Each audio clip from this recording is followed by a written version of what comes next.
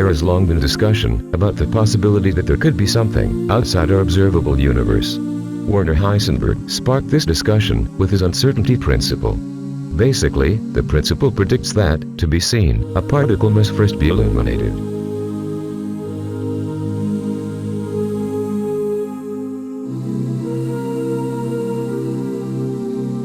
If you can't see a particle directly, there must necessarily be something on the other side, of which you can see. This is true for all visible matter in the universe. It is easy to see that this problem involves the way each of us interacts with matter.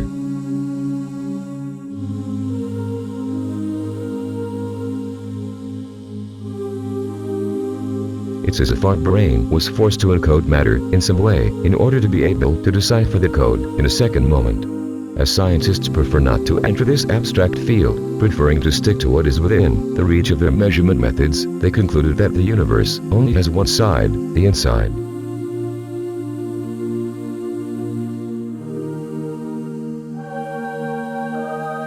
We would be part of everything that would have happened after the Big Bang. Thus, one could not leave space-time to find out if there's anything outside. Really, you can't.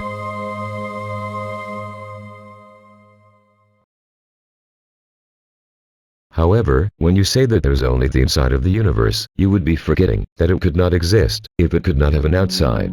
Think of space-time as if it were a box. Anyone trapped inside this box, the only place in space where information was available, without having access to the outside, would think that there was only the inside.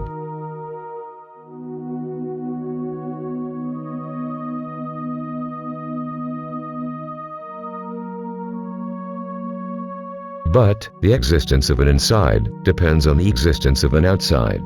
Thus, the most correct thing would be to think that the real universe should have no sides. This concept of handedness would derive from our subjective interpretation.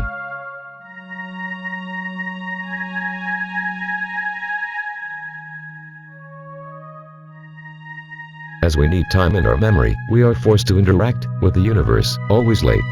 This creates the illusion of the existence of an inside, which we can register with a delay, and an outside, where the particles would be hidden, existing in real time.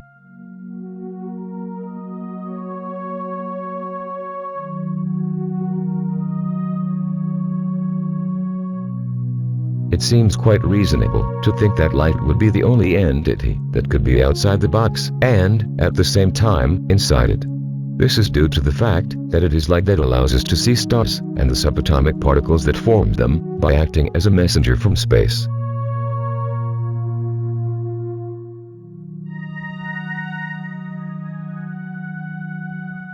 The light is what carries the information that will inform us of a universe that, at least from our point of view, would be covered in darkness. A universe that always reveals itself to us with delay or through time.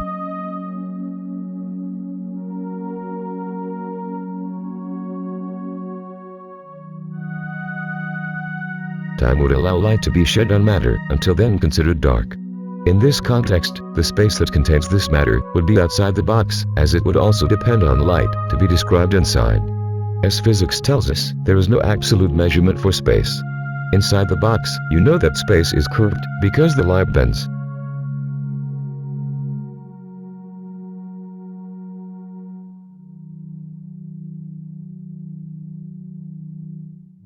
Thus, space could act on the masses of the stars outside, influencing their densities, without this being noticed, inside the box. Inside it, what we see are the images of the stars, displaced in time, and seen out of phase.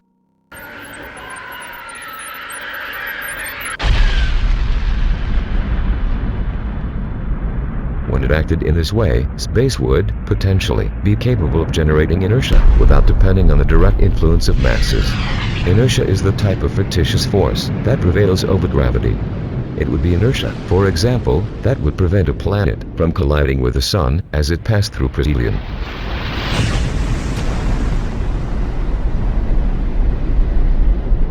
Our dependence on the use of light as a measuring tool could have created a serious problem for our subjective assessment. Being a fictitious force, inertia would not allow us to directly evaluate the extent of possible expansions and contractions of space.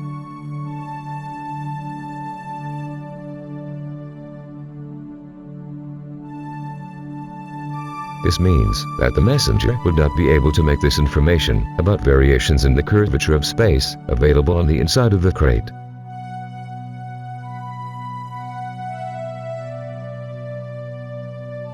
Inside, the light would appear to the observer always leveled at its energetic extremes. It is as if ultraviolet and infrared came from the same moment in time, keeping in mind that time could only be measured from inside the box.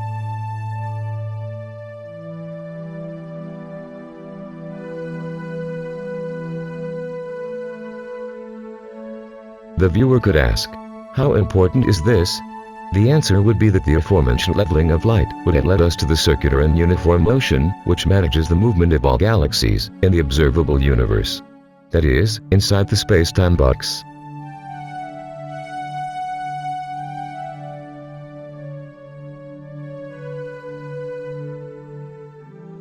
For example, a planet that performed this type of circular orbit, or whose position was assessed by the light from the sun that it reflects, could not present cyclical movements of approach and movement away from our star. It would always appear to rotate at the same distance from the sun.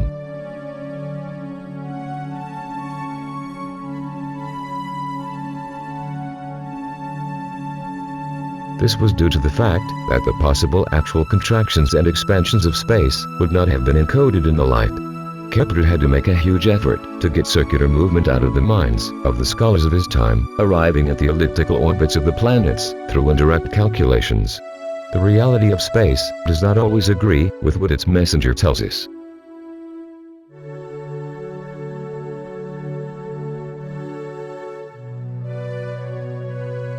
The energetic leveling of the extremes of Maxwell's spectrum would have another harmful consequence for our assessment. This leveling tells us that a star would behave in the same way as an incandescent lamp with constant brightness. That is, without measuring the expansion or contraction of space, a star would always shine with the same intensity.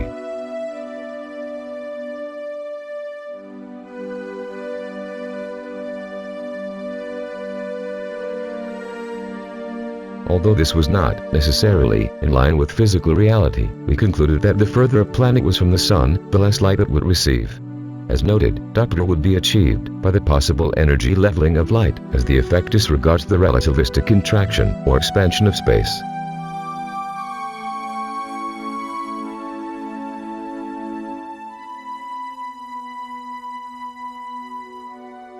To illustrate this important detail, when acting on the mass of a star, space could concentrate or dilute it. This would be reflected in the variation in its total brightness outside our space-time box. As we saw earlier, light could not capture this real event and deliver it encoded to the observer. Therefore, inside the box, inertia would become a fictitious force.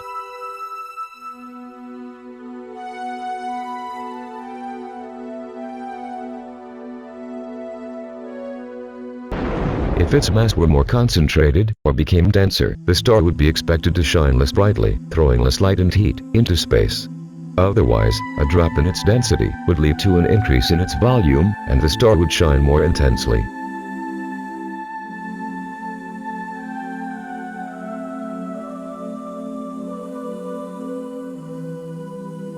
Another important reflection of these oscillations in the elasticity of space, which cannot be recorded by the use of light within space-time, would be the effect on planetary orbits. The veiled variations in the geometry of space, represented in its greater or lesser curvature, would have direct effects on the orbit of a planet.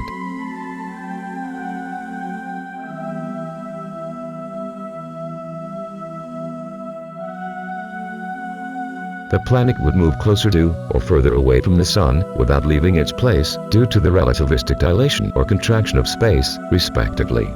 This movement, which would deviate a planet from the stability of its circular orbit, would only be relative.